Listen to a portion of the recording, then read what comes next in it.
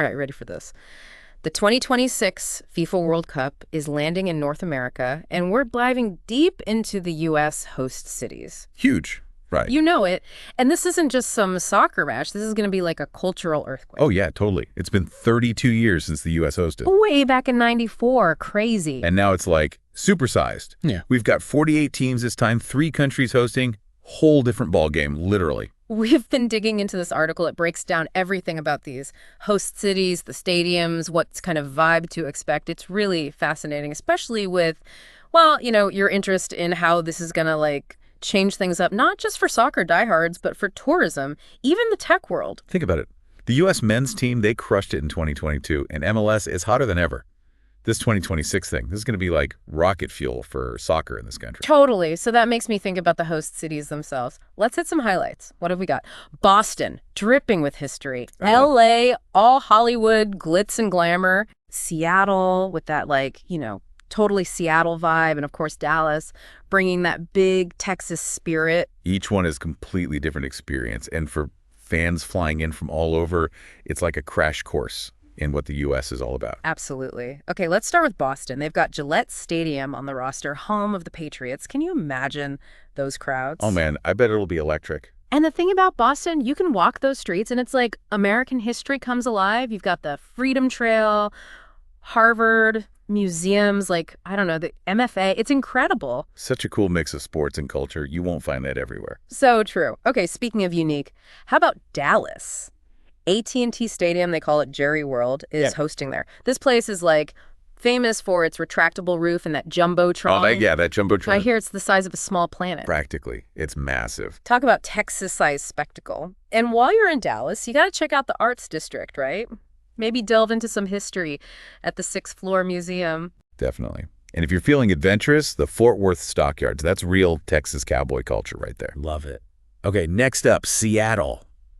Lumen Field, home of the Sounders. I hear it's got some really interesting architecture. It's a cool stadium for sure. Plus the city itself, that laid-back, grunge-era vibe. Oh, yeah. Seattle's a great choice. Imagine you're browsing Pike Place Market. You see those fishmongers tossing salmon through the air. That's iconic. Or you're up in the Space Needle taking in the city views, or even a day trip to Mount Rainier. It's all right there. And getting around. Well, easy. They've got the Link Light Rail. They've really figured out the whole efficient, eco-friendly transport thing. Sounds amazing. Yeah. All right, last but not least, sunny L.A., home to the brand new SoFi Stadium. It's L.A., so of course it's got to be cutting edge, but what makes it so special? SoFi is like a tech playground. They've got this double-sided Halo video board. It's the biggest in the world, and they're using AI to personalize the fan experience, right on your phone with their app. Wow, AI at a sporting event. That's next level. Speaking of tech, this World Cup is going to be a showcase for some serious technological advancements. At least that's what our sources say. Oh, absolutely. We're talking about going cashless, so everything's paid for with your phone or a special card. Then there's facial recognition for security, 5G connectivity that's going to be lightning fast, even AI-powered ticketing systems. Wait, hold on. Facial recognition.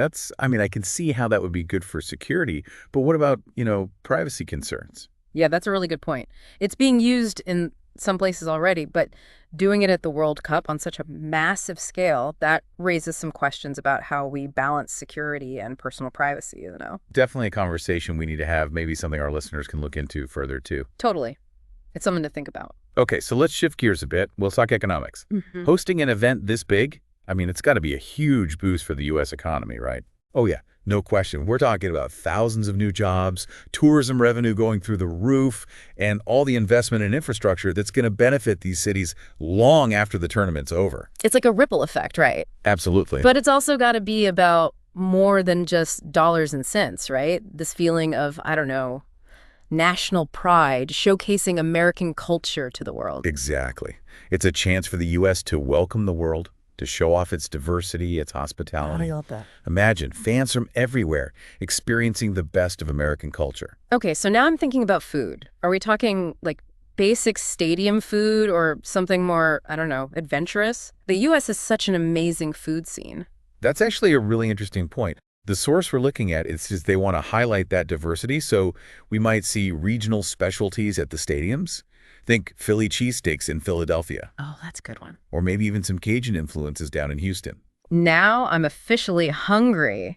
This whole deep dive has got me seriously hyped for 2026. This is shaping up to be so much more than just a sporting event. It's a chance for the U.S. to shine. I'm with you on that. It's going to be big. And for everyone listening, this is just the beginning. We've given you the basics, but now it's your turn. Dive into those host cities that spark your interest, research the teams, heck, maybe even start planning your own World Cup adventure. There you go. It's going to be an experience you won't forget.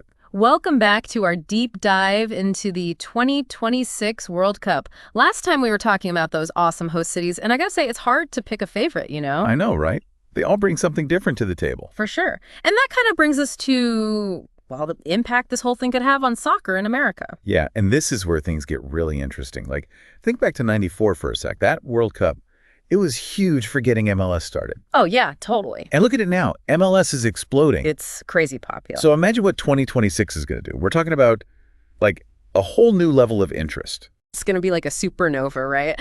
So we're talking about what? Inspiring a whole new generation of players, fans. Exactly. We've already got this momentum going. The men's team, they've been doing great. That gets kids fired up. And then you bring the tournament here, bam. It's like pouring gasoline on the fire. It's going to be wild. I mean, can you imagine kids watching their heroes, like right here in the U.S.? Talk about inspiration. Totally. And it's not just about the homegrown talent either.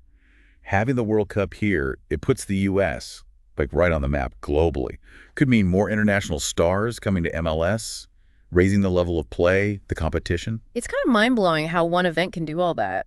But, I mean, there's got to be challenges too, right? Hosting something this massive, it can't be all smooth sailing. Oh, there's definitely going to be hurdles. Yeah. I mean, just think about the number of people coming, millions of fans from all over the world, all descending on the U.S. Yeah, that's a lot of people. So, like, what about, transportation?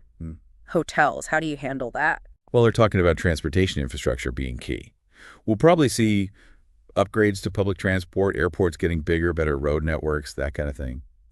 It's all about making sure fans can get around between cities to the games. So it's like a giant puzzle. Basically, yeah. And then, of course, there's security. Keeping everyone safe, that's a top priority, especially with, global events and security concerns these days. That's a huge responsibility for sure. What are they, actually doing about that? Well, from what I've seen, they're taking a multi-layered approach. Using what they've learned from other big events, past World Cups, Olympics, that kind of thing. There's a lot of tech involved. They'll be using drones, advanced surveillance, even AI-powered threat detection. Wow, so they're really going all out. Yeah, they have to. But it's not just about the tech. It's also about creating that, welcoming atmosphere, making sure everyone feels safe, included, regardless of where they're from. I love that. Okay, so let's talk stadiums for a second. We touched on a few in the last part, but what goes into getting them ready for the World Cup? Oh, FIFA. They have a whole list of requirements. It's not just about how many people can fit. Right. They care about everything. The quality of the field, the media facilities, security, sustainability, you name it. So it's not enough to just have a big fancy stadium. Nope.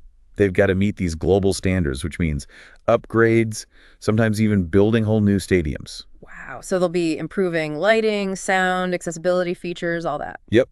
And they're really pushing the sustainability angle, too. A lot of these new stadiums, they're being designed with solar panels, rainwater harvesting, energy-efficient lighting. That's awesome. So looking ahead, what's the overall experience going to be like for fans? I mean, there's got to be more to it than just watching the matches. Definitely. They're talking about creating these, fan zones, live music, food, interactive stuff, a whole vibe, Yeah. It's all about creating a festival atmosphere Right. where fans can connect, celebrate, get caught up in the World Cup spirit. I bet it'll be electric. And it's got to be good for the cities too, right? Not just the money, but just the energy it brings. Totally. There's the economic boost, but it's also about civic pride, bringing people together. Plus, you get all these infrastructure improvements, community development. That's a legacy that lasts long after the games are over. It's like a chain reaction. It is. And it's not just about putting on a good show. It's about actually shaping the future of the sport, Leaving a mark. Exactly. And I think the U.S. has a real chance to do that in 2026, not just hosting a successful tournament, but using it to, push American soccer to the next level. It's a chance to grab the spotlight and show the world what the U.S. can do. Exactly. And for everyone listening, this is just the beginning, right? We've given you the info, the key insights. Now it's your turn. Go check out those host cities, research the teams, maybe even start planning your own World Cup adventure. This is a global event, so embrace it, right? Yeah. Connect with people from different cultures, share your love of soccer, and create memories that will last a lifetime. Couldn't have said it better myself. Welcome back to our deep dive on the 2026 World Cup. We've talked about all the planning, the tech, the money, but now let's get to the real heart of it, the human side of this whole thing. What makes the World Cup so special? Yeah, it goes way beyond just wins and losses, Exactly. It's about the passion, those crazy moments that just happen, the way people connect over this beautiful game. Exactly. It's that roar when the home team scores at the last second. Oh, yeah. Or that sea of jerseys in the stands, everyone going wild. It's about those friendships that pop up between fans from, totally different countries. They might not even speak the same language, but it doesn't matter. That gives me chills just thinking about it. It's pure joy, That feeling of everyone being connected, it's bigger than the sport itself. Totally. And it's not just inside the stadiums either. The World Cup, it takes over entire countries. Watch parties, parades, celebrations spilling out into the streets. It's amazing. It really does feel like the whole world is watching, holding their breath, then exploding, depending on what happens on the field. That's the magic of it, right? Yeah. It creates this shared experience that goes beyond, any borders, any cultures. And for the players themselves, this has got to be the peak, right?